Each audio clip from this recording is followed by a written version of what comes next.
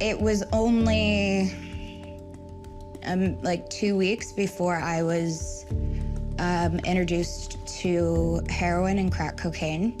I started using recreationally, and obviously, like, you can't do that with heroin before you become addicted to it. Cocktail before I got sober was Coke and Xanax together. It was an upper and a downer, and I loved the combination. Once I relapsed, the floodgates were open. Within a couple weeks, I called a drug dealer and I was like, "Do you have Coke and Xanax?" And he said, "No, but I have crack and heroin." And I was like, I've always wanted to try it. This is a special day. 6 years sober. Happy birthday. 1 month after that, Demi relapsed with drugs and alcohol, and within 3 months, she was fighting for her life.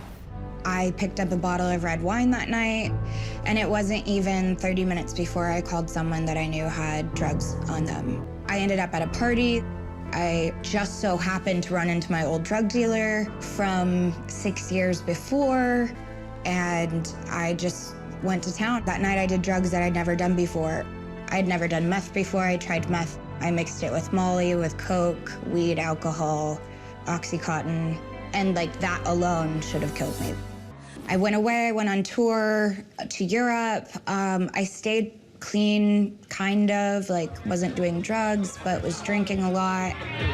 When I came back to LA after tour, I picked up where I had left off, and I was very heavily using.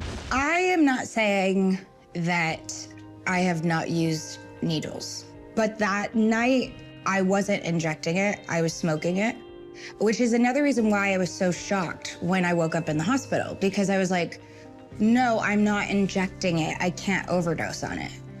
At the end of the day, if you do too much of anything, it's gonna kill you.